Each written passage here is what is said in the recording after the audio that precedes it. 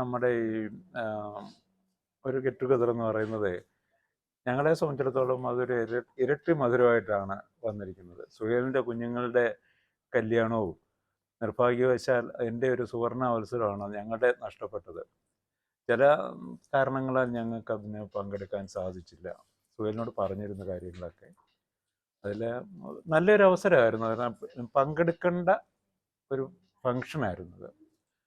അതായത് സാധിച്ചില്ല. ഇങ്ങനെ ഇവിടെ വന്നപ്പം ഏതായാലും അതിനെ സുഹേൽ വേണ്ട രീതിയിൽ അത് കൈകാര്യം ചെയ്തു. ഇപ്പോൾ എല്ലാവരും കൂടെ കൂടി അതിനും കൂടെ കൂടിയിട്ടാണ് അതിനാണ് നമ്മൾ മെയിനായിട്ട് കൂടിയിരിക്കുന്നവനെ പറയാം.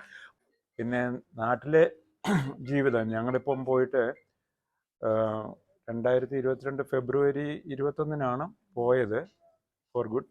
പക്ഷേ എൻ്റെ കമ്പനി അവർ 1 വർഷത്തേക്കൂടെ വിസ എനിക്ക് എക്സ്റ്റെൻഡ് ചെയ്തിരുന്നു. ഇവിടെ മാറ്റം ശരിക്കും നമുക്ക് ഫീൽ ചെയ്യുന്നുണ്ട്. അത് പ്രത്യേകിച്ച് നമ്മൾ ഈ ജനുവരി, ഫെബ്രുവരി, മാർച്ച്, ഏപ്രിൽ ഈ 4 മാസം, മെയ് പകുതി വരെ, ഡിസംബറിലും ഉണ്ട്. ഇപ്പം മഴ പെയ്യുന്നുണ്ടെങ്കിലും 2 ദിവസം മഴ പെയ്യാതെ ചൂടാണ്.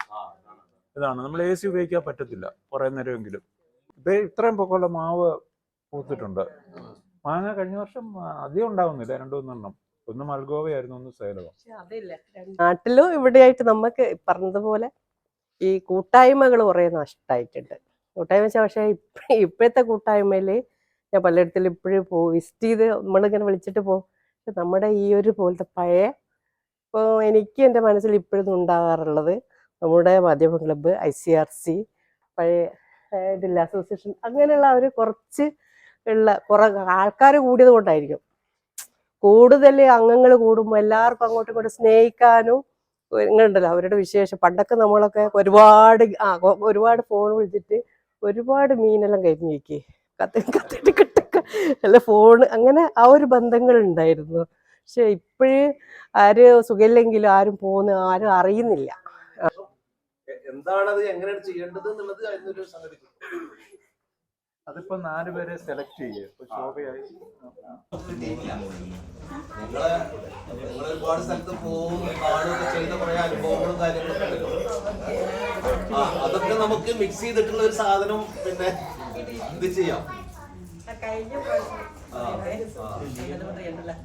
പ്രാവശ്യം ഇവിടുന്ന് നമ്മുടെ യാത്ര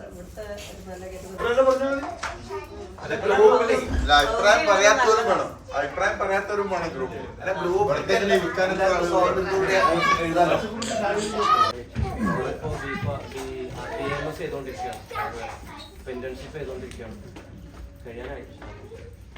ഞാനിവിടെ പിന്നെ ഖത്തർ മീഡിയ കോർപ്പറേഷനിലാണ് ജോലി ചെയ്യുന്നത്. കല്യാണം കഴിച്ചത് കോട്ടയത്തു നിന്നാണ്. കോട്ടയം കാഞ്ഞിരപ്പള്ളി. അവള് TCS വർക്ക് ചെയ്യുന്നുണ്ട് എറണാകുളത്ത്. ജോലി ചെയ്യുന്നത് ഏറ്റവും സുഖം മനസ്സിലായത് തെറ്റ് വേണം, നല്ല സമ്പത്ത് വേണം. ഞങ്ങളെന്ന് പറഞ്ഞാൽ ഞങ്ങൾ 2 പേരേ ഉള്ളു വീട്ടിൽ. നമുക്ക് വീടുണ്ട്, അത്യാവശ്യം ബാക്കിയുള്ള കാര്യങ്ങളൊക്കെ ഉണ്ട്. നമുക്ക് ഇൻകം ഉണ്ടാവണം. അതിനുള്ള ഏറ്റവും ചുരുങ്ങിയ 50,000 രൂപ, അതിൽ വേണം. പിന്നെ ഇൻഷുറൻസ് വേണം, കാശ് ആളുകളെ സഹായിക്കാൻ ചോദ്യം ചെയ്യരുത്.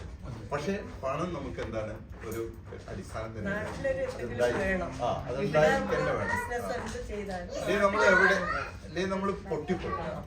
അതായത് അങ്ങനെ ഒരു കാലഘട്ടത്തിലാണ് നമ്മൾ ജീവിച്ചുകൊണ്ടിരിക്കുന്നത്. ഓരോ കാലത്തിന്റെയും പ്രത്യേകത. അതിന്റെ പ്രശ്നം എന്താ വെച്ചാല് നമ്മളൊക്കെ ഇതില് വളരെ ചെറുത് മാത്രമേ ചെയ്യാൻ പറ്റുള്ളൂ. അപ്പൊ ചെറുപ്പക്കാരായ ആളുകൾ ചിന്തിക്കേണ്ടതെന്ന് വിചാരിച്ചാല് ചെറിയ പൈസ കൊണ്ടൊന്നും ഈ 50,000 രൂപ മാസത്തിൽ വരുമാനം കിട്ടാനുള്ള സംഗതി എളുപ്പത്തിൽ ഉണ്ടാക്കാൻ പറ്റില്ല. വളരെ നഷ്ടങ്ങൾ വരും. പരിശ്രമം ചെയ്യുകയും പച്ചക്കറാക്കാൻ കയ്യിലുള്ള വെള്ളം ബന്ധങ്ങളാം കരങ്ങളാണെങ്കിൽ ഇത്രയും മനുഷ്യനെ പായലാച്ചതീശൻ ഒന്നിച്ച എല്ലാവരും കൂടി, നിങ്ങൾ ഒറ്റക്കല്ല.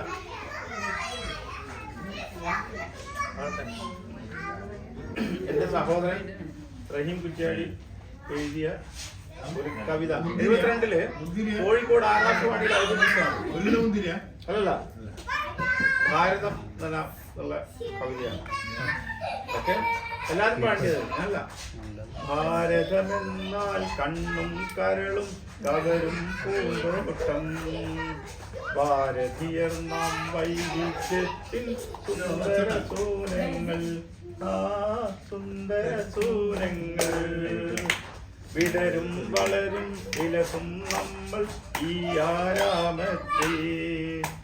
വിണ്ണിൽ താരഗണങ്ങൾ പോലെ ചിനകൾ കൂടാതെ, ചിനകൾ കൂടാതെ കൃഷ്ണൻ യേശു മുഹമ്മദ് നബിയും മറ്റു പ്രവാചകരും കാണും ഭാരത മക്കൾ അവരെ ഗുരുവര്യന്മാരായി. പള്ളികൾ ചർച്ചുകൾ അമ്പലമെല്ലാം ധാർമ്മിക സൗധങ്ങൾ. പാരിൽ മാതൃക വൈത്രി പുലർത്തും ഭാരതീയും നമ്മൾ. ഭാഷകൾ അനവധി വർഗം നിരവധി പലവിധ വർണ്ണങ്ങൾ. ഭിന്നതയില്ല വളരും ഞങ്ങൾ സോദരരെ പോലെ. വർഗീയ രോഷം മതവിദ്വേഷം കലഹകലാപങ്ങൾ വിലകൾ വരുത്തും ജീവിത ചെയ്തികൾ നമുക്ക് ഭൂഷണമോ. 50 വർഷം മുമ്പ് എഴുതിയ ഗാനമായിരുന്നു. പക്ഷെ ഇപ്പോഴാണ് അത് ഇപ്പോഴും നമ്മുടെ നാട്ടിൽ എന്റെ ജ്യേഷ്ഠൻ സഖി എന്നുള്ള പാട്ടൊക്കെ എഴുതിയാണ്. കാണാൻ എല്ലാവരും കാണാൻ പറ്റി. പുതിയ മെമ്പർമാർ വന്ന സന്തോഷം. പിന്നെ മാധ്യമ ക്ലബ്ബ് ഒന്നുകൂടി പ്രവർത്തനം ഉഷാറാക്കാനും കൂടി വന്നപ്പോൾ വളരെ സന്തോഷമായി. അത് വാക്കിൽ പോരാ പ്രവൃത്തിയിൽ ഉണ്ടാകുന്ന പരിപാടിയും കൂടിയാണ് ഇതെന്നുള്ളത് പിന്നീടാണ് അറിഞ്ഞത്. അതുകൊണ്ട് തന്നെ അതിൽ ചെറിയൊരു പരാതി. കാരണം ഞാൻ അവിടെ പറഞ്ഞു അങ്ങനെ ആദ്യം അറിഞ്ഞിട്ടുണ്ടെങ്കിൽ അങ്ങനെ ഉണ്ടല്ലോ. ഏതൊരു സന്തോഷത്തിനൊപ്പം തന്നെ ഞങ്ങൾ പങ്കുചേരാനുള്ളൊരു അവസരമൊക്കെ നഷ്ടപ്പെടുത്തി. കുഴപ്പമില്ല. ഏതായാലും മക്കൾക്ക് പിന്നെ എന്താ പറയുക, നല്ലൊരു ജീവിതം, സന്തോഷകരമായ കുടുംബ ജീവിതം ദൈവം നൽകട്ടെ എന്ന് സ്വന്തം നിലക്കും മാധ്യമങ്ങൾക്ക് വേണ്ടി മൊത്തവും പ്രാർത്ഥിച്ചുകൊണ്ട് നമ്മുടെ ഈ സൗഹൃദം കൂട്ടായ്മ എന്നും നിലനിൽക്കട്ടെ എന്നും കൂടി പ്രാർത്ഥിച്ചുകൊണ്ട് അവിടേക്കും അങ്ങനെ പറയാൻ ആവശ്യമില്ല. എല്ലാം വീണ്ടും വീണ്ടും വീണ്ടും ഒന്നാണെന്ന് ഓർമ്മിച്ചുകൊണ്ട് അങ്ങനെയല്ല. ഇതുപോലെ എന്നും നമ്മളെ ഈ ബന്ധം നിലനിൽക്കട്ടെ പ്രാർത്ഥിച്ചുകൊണ്ട് നന്ദിയും കൂടി അറിയിക്കുക. നമ്മളെ